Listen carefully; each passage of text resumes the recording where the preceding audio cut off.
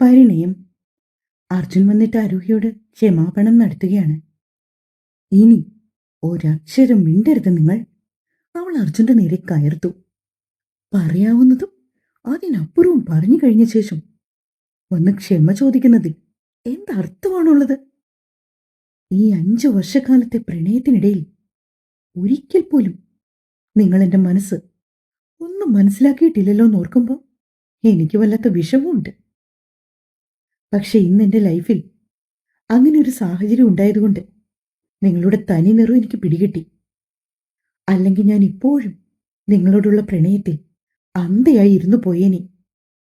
ആരോഹിയുടെ വാക്കുകൾ അർജുനെ ചൊടിപ്പിച്ചെങ്കിലും അവനതൊന്നും പുറമേ കാണിച്ചില്ല. അവൻ പെട്ടെന്ന് തന്നെ വസതിക്കരികിലേക്ക് വന്നു. കുനിഞ്ഞിരുന്ന് അവരുടെ കാൽക്കിലേക്ക് വീഴാൻ തുടങ്ങിയതും വസുധ പിന്നോട്ട് നീങ്ങി നിന്നു. എന്താ അർജുനി കാണിക്കുന്നത്? അവർ അല്പം പരുഷമായ ശബ്ദത്തോടെ അവനോട് ചോദിച്ചു. അപ്പച്ചി എന്നോട് ക്ഷമിക്കണം. ഒരിക്കലും ആരോഗ്യയെക്കുറിച്ച് അത്രയും മോശമായിട്ടൊന്നും സംസാരിക്കാൻ പാടില്ലായിരുന്നു ഞാൻ. പക്ഷെ എന്റെ ഭാഗത്തു നിന്നും അങ്ങനെ ചില കാര്യങ്ങളുണ്ടായി. ദേവി ഇതെന്നോട് ക്ഷമിക്കണം. അത്രയും പറഞ്ഞുകൊണ്ട് അർജുൻ നിറഞ്ഞു വന്ന കണ്ണുകൾ തുടച്ചുകൊണ്ട് മുറി ലക്ഷ്യമാക്കി നടന്നു. ഒരു നിമിഷം എന്താണെന്ന് മനസ്സിലാകാതെ നിന്നുപോയി ഗായത്രി. പിന്നീട് അവർ ചിന്തിച്ചു, ഒരുപക്ഷെ അർജുൻ മനസ്സിൽ മറ്റെന്തെങ്കിലും കണ്ടിട്ടുണ്ടാവൂന്ന്. അതുകൊണ്ടാവും അവൻ ഇങ്ങനെയൊക്കെ പറഞ്ഞത്.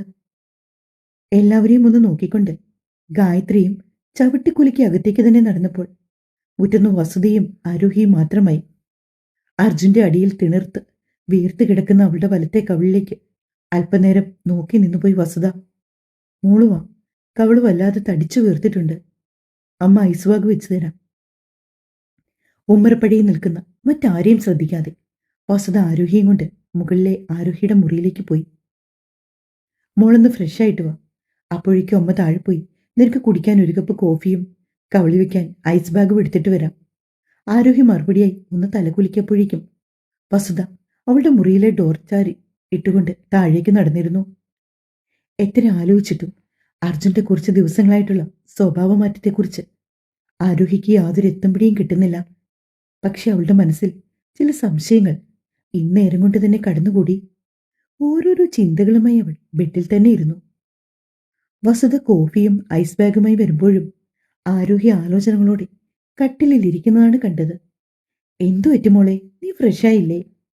വസുധ അത് ചോദിച്ചപ്പോഴാണ് ആരോഹിയും അതേപ്പറ്റി ഓർത്തത്.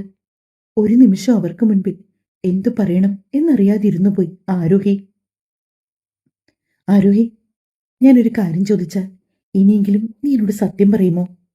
ആരോഹി ചോദ്യഭാവത്തിൽ ബസ്തിയുടെ നേർക്ക് നോക്കി. എന്താ അമ്മേ കാര്യം?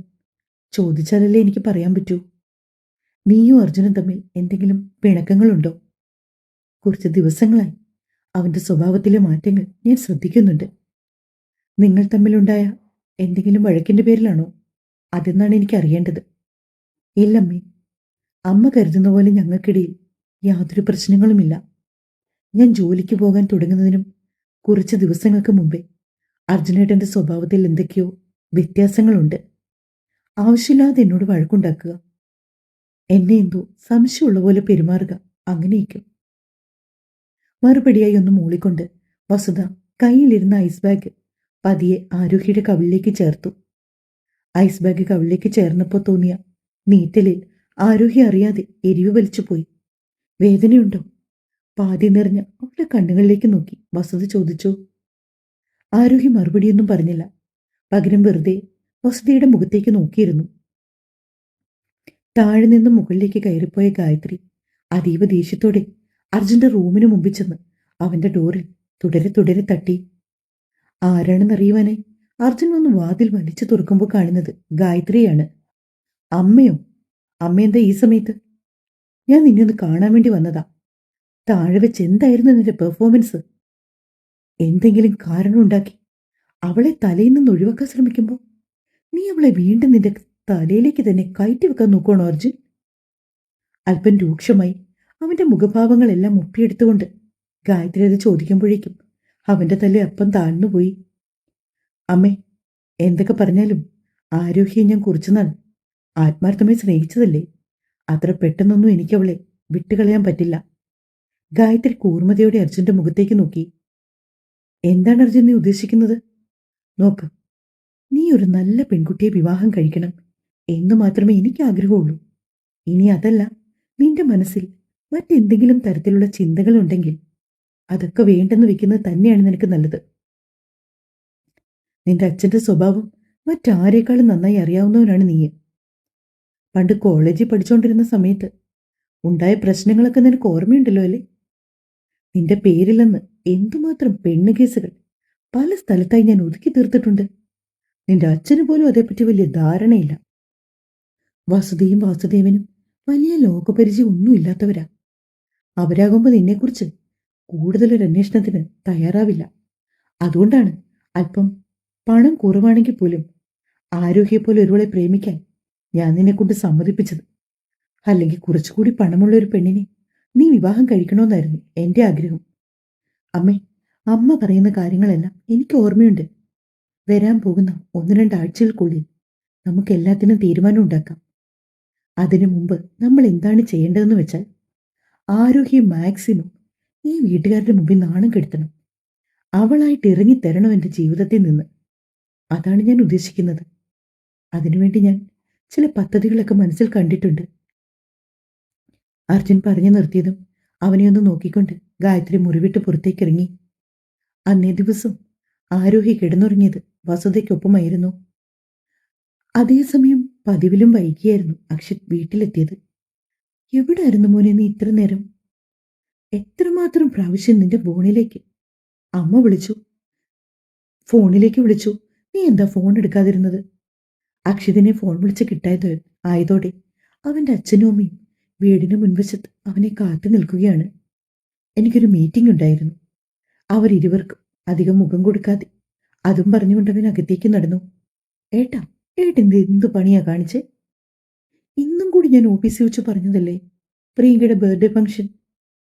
ലിവിംഗ് റൂമിൽ അതുവരെയും അമർഷം അടക്കി പിടിച്ചിരുന്ന അനന്യ അത് പറഞ്ഞപ്പോഴാണ് അക്ഷിതും അതേക്കുറിച്ച് ഓർത്തത്. എനിക്കൊരു ഇമ്പോർട്ടൻറ്റ് മീറ്റിംഗ് ഉണ്ടായിരുന്നു. കൊള്ളാം ഏട്ടാ, നന്നായിട്ടുണ്ട്.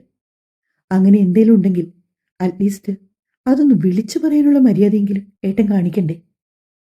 മുകളിലേക്ക് കയറിപ്പോകുന്ന അക്ഷയെ നോക്കി താഴെ നിന്നും അനന്യ പറഞ്ഞു.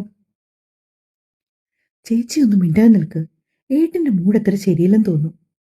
അനന്യയുടെ കയ്യിൽ പിടിച്ചുകൊണ്ട് അക്ഷയുടെ ഇളയ സഹോദരി അലങ്കൃതി എന്ന അല്ലി അവളെ തടയാൻ ശ്രമിച്ചു. പക്ഷേ എന്നിട്ടും നിർത്താൻ ഉദ്ദേശമില്ലാത്ത പോലെ അനന്യ ഓരോന്ന് പറഞ്ഞുകൊണ്ടിരുന്നു. പ്രിയങ്ക എത്രമാത്രം പ്രതീക്ഷിച്ചെന്നോ ഏട്ടൻ ഇന്ന് ആ ഫംഗ്ഷന് വരുമെന്ന്? അവളുടെ സങ്കടം നിങ്ങൾ ആരും കണ്ടില്ലല്ലോ. ഞാൻ പറഞ്ഞതല്ലേ എനിക്കൊരു ഇമ്പോർട്ടൻ്റ് ആയിട്ട് മീറ്റിംഗ് ഉണ്ടെന്ന്. പ്രിയങ്കയുടെ ബർത്ത്ഡേക്കാളും എനിക്ക് പ്രാധാന്യം അതായിരുന്നു. മുകളിലേക്കുള്ള പടികൾ കയറിയ അക്ഷിത് അവിടെ നിന്ന് അനന്യെ ഒന്ന് നോക്കിക്കൊണ്ട് പറഞ്ഞു. അവന്റെ കൂർത്ത നോട്ടത്തിൽ അവളൊന്നു ഭയന്നെങ്കിലും പിന്നെയും നിർത്താൻ ഉദ്ദേശമില്ലാത്ത പോലെ എന്തൊക്കെയോ പറഞ്ഞ അനന്യ. ഏട്ടന്റെ മീറ്റിങ്ങിനെ കുറിച്ചൊന്നും കൂടുതൽ പറയാതിരിക്കുന്നത് തന്നെയാ നല്ലത്. ഏട്ടന്റെ മീറ്റിംഗ് എന്താണെന്ന് ഞാൻ അറിഞ്ഞു. മുകളിലേക്ക് കയറിപ്പോയ സ്റ്റെപ്പുകൾ അതേപോലെ തന്നെ തിരികെ ഇറങ്ങി അക്ഷിത്. നീ എന്തറിഞ്ഞെന്നാണ് പറയുന്നത്? ഷർട്ടിന്റെ കൈകൾ തെറുത്ത് മുകളിലേക്ക് വെച്ചുകൊണ്ട് അവൾക്ക് മുമ്പിലേക്ക് കയറി നിന്ന് അവൻ ചോദിച്ചപ്പോൾ ഭയത്തോടെ 2 അടി പിന്നിലേക്ക് വെച്ചവൾ. ആ പുതുതായി വന്ന പെണ്ണുമായിട്ട് കറങ്ങി നടക്കലല്ലേ ഏട്ടന്റെ ഇപ്പോഴത്തെ ജോലി? അനന്യയുടെ വർത്തമാനത്തിന് മുഖമടച്ചൊരെണ്ണം കൊടുക്കാനാണ് അക്ഷിതിന് തോന്നിയതെങ്കിലും അവൻ രൂക്ഷമായി അച്ഛന്റെ അമ്മയുടെ മുഖത്തേക്കൊന്ന് നോക്കി. ആ നോട്ടത്തിന്റെ അർത്ഥം മനസ്സിലായതുപോലെ ഊർമിള ഓടിവന്ന് അനന്യയെ തടഞ്ഞു. നീ എന്തൊക്കെയാണ് അനു ഈ പറയുന്നത്? ഒന്ന് മിണ്ടാതെ നിൽക്ക്. ഊർമിള പറഞ്ഞു. ഏട്ടന് എന്റെ വാ മൂടിക്കെട്ട്, പക്ഷെ ഓഫീസിലെ മറ്റ് സ്റ്റാഫുകളുടെ വായ എങ്ങനെ അടപ്പിക്കും? 2 ദിവസമേ ആയിട്ടുള്ളമ്മേ ഒരു പുതിയ പെണ്ണ് അവിടെ ജോലിക്ക് വന്നിട്ട് അവളുമായിട്ട് ഛേ, പറയാൻ തന്നെ എനിക്ക് നാണക്കേടാകുന്നു. അനന്യ പറഞ്ഞു നിർത്തിയതും ഊർമിള അവളുടെ കൈത്തൊടിക്ക് ചെറുതായി ഒന്ന് അടിച്ചു. നിന്നോട് മിണ്ടാതെ നിൽക്കാനല്ലേ ഞാൻ പറഞ്ഞത്? അമ്മേ, എന്തിനാ അമ്മ എന്നെ തന്നെ നിൽക്കുന്നേ? ഞാനൊരു സത്യമായ കാര്യമാണ് പറഞ്ഞേ. അല്ലെങ്കിൽ തന്നെ അമ്മ ഏട്ടനോട് ചോദിച്ചു നോക്ക്, ഏട്ടൻ അവളുടെ കൂടെ അല്ലായിരുന്നു ഇത്രയും നേരമൊന്ന്? അനന്യ പറഞ്ഞപ്പോൾ കാര്യം എന്താണെന്നറിയാതെ ഊർമിളയുടെ നോട്ടം അക്ഷിതിൽ ചെന്ന് നിന്നു. നോക്കനന്യ, ആരോഹി എന്റെ PS ആണ്. മുമ്പ് ഡയാനയായിരുന്നു എൻ്റെ PS. ആ സമയത്തും ഞാൻ പല സ്ഥലങ്ങളിലും പോകാറുണ്ടായിരുന്നു. ഡയാന എനിക്കിപ്പം വരാറുണ്ട്. അന്നൊന്നും നിന്റെ ഭാഗത്തു നിന്നും ഇങ്ങനൊരു സംസാരം ഞാൻ കേട്ടിട്ടില്ലല്ലോ. പിന്നെന്താണ് ഇപ്പോ മാത്രം? പ്രിയങ്കയുടെ ബർത്ത്ഡേ പോലും മറന്നുപോകാൻ പാകത്തിൽ ഏട്ടൻ അവൾക്കൊപ്പം ചുറ്റിക്കറങ്ങി നടന്നതുകൊണ്ട് പറഞ്ഞെന്ന് മാത്രം. ദേഷ്യത്തോടെ അനന്യ പറഞ്ഞു. അക്ഷിതിനെതിരെ ഓരോ വാക്കുകളും പറയുമ്പോൾ അനന്യെ വല്ലാതെ കിതയ്ക്കുന്നുണ്ടായിരുന്നു. നിനക്കെന്താണ് എത്ര പറഞ്ഞിട്ടും മനസ്സിലാവാത്തത്? ഞാൻ ആരോഹിയുടെ കൂടെ ഔട്ടിങ്ങിന് പോയതല്ല. കമ്പനിക്കാര്യത്തിനാണ് ഞങ്ങൾ ഒന്നിച്ചു പുറത്തേക്ക് പോയത്. പിന്നെ ഇതൊന്നും ഇപ്പോൾ നിന്നെ വിശദീകരിച്ച് ബോധ്യപ്പെടുത്തേണ്ട കാര്യം ഈ അക്ഷിതിനില്ല. എങ്കിലും പറഞ്ഞെന്ന് മാത്രം.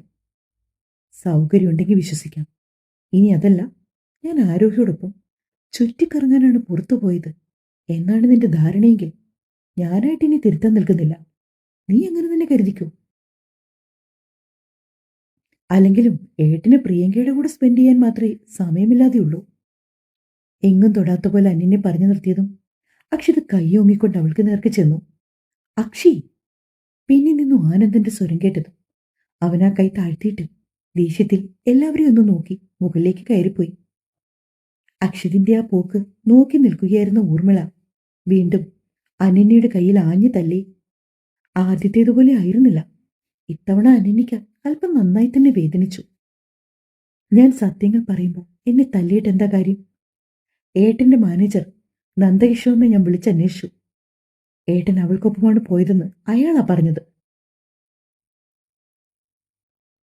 ഏട്ടൻ കമ്പനിയുടെ ചുമതല ഏറ്റെടുത്തിട്ടിപ്പോ 5 വർഷം ആകാൻ പോകുന്നു.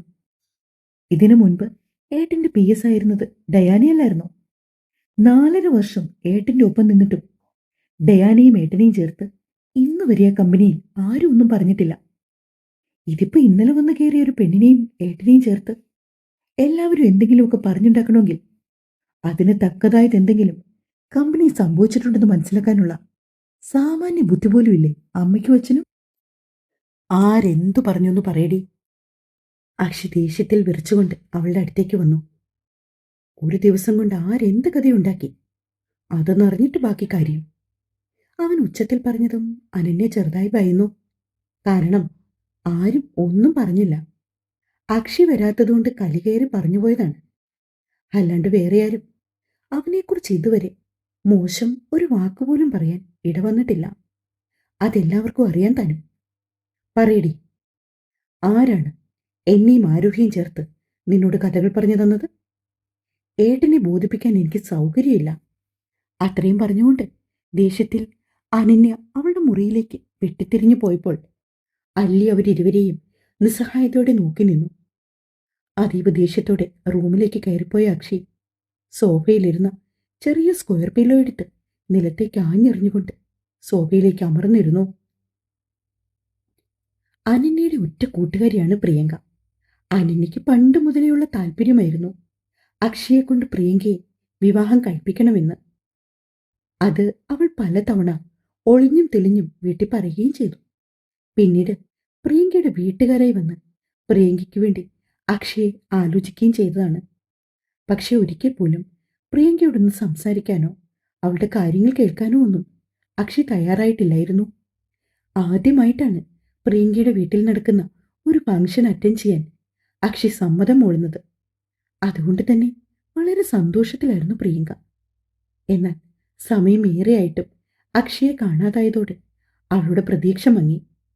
അതിന് കാരണം താനാണല്ലോ എന്നോർത്തിട്ടാണ് അനന്യയ്ക്ക് അക്ഷിതിനോട് ഇത്രയും ദേഷ്യം.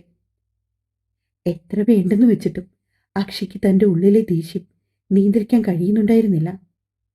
ആരോഹിയുടെ മേലുള്ള അർജുന്റെ അധികാരഭാവം അതാണ് അവനെ കൂടുതൽ ചൊടിപ്പിച്ചത്. അവൻ ആരാണ് അവളെ തല്ലാൻ? അവൻ എന്ത് അധികാരമാണുള്ളത്?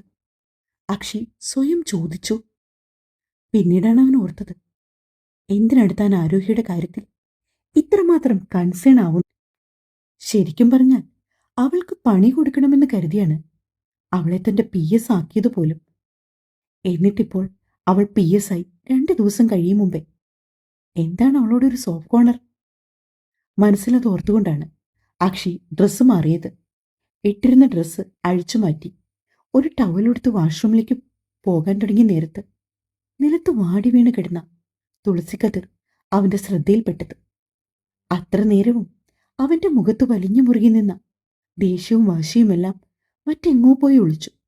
പകരം നിറഞ്ഞ സ്ഥിതി ചിരി സ്ഥാനം പിടിച്ചു. ആരോഹിയുടെ മുടിയിൽ നിന്ന് തറയിലേക്ക് വീണുപോയതാണ്. അക്ഷി പതിയെ അത് നാസികത്തുമ്പിലേക്ക് ചേർത്തു വെച്ചു. കാച്ചെണ്ണയുടെയും കർപ്പൂരത്തിന്റെയും സമ്മിശ്ര ഗന്ധം അവനെ പൊതിഞ്ഞു. ഭദ്രമായി അത് സൈഡ് ടേബിളിലേക്ക് വെച്ചുകൊണ്ട് അവൻ കുളിച്ചിറങ്ങി. ഫുഡ് കഴിച്ച് തണുത്ത കാറ്റേറ്റ് ബാൽക്കണി നിൽക്കുന്ന സമയത്ത് അവന്റെ ഓർമ്മകളിലേക്ക് വീണ്ടും ആരോഹി കടന്നു വന്നു. ആരോഹി അവളെ ശരിക്കും പിടികിട്ടുന്നില്ല. എന്നാലും ആ പെൺകുട്ടിയെ അവൻ അടിച്ചപ്പോ ആ വീട്ടിലെ ഒറ്റ ഒരെണ്ണം പോലും അനങ്ങിയില്ല. എന്തൊരു മനുഷ്യൻ! ഇതുപോലെ കുറെ എണ്ണത്തെ എന്തിന് അവിടെ നോക്കുകുത്തിയായിട്ട് നിർത്തിയേക്കുന്നു? അവളുടെ തന്ത അവിടെ ഇല്ലായിരുന്നോ? അതോ ചത്തുകിട്ടു പോയതാണോ? അവന് അർജുൻ അങ്ങനെ ചെയ്തതോർക്കുമ്പോ ദേഷ്യം നിയന്ത്രിക്കാൻ കഴിഞ്ഞില്ല. പാവം ആരോഹി! അവന്റെ മനസ്സ് മന്ത്രിച്ചു. കയ്യിൽ കിട്ടിയ ടൈം ബാൻഡിലേക്ക് അക്ഷതിന്റെ മിഴികൾ നീണ്ടു. സമയം 10:15 കണ്ടതോടെ പോക്കറ്റിൽ കിടന്ന ഫോണെടുത്ത് അവൻ ആരോഹിയെ കോൾ ചെയ്തു. തുടരും. കഥ ഇഷ്ടമായെങ്കിൽ കമന്റ് ചെയ്യാൻ മറക്കല്ലേ.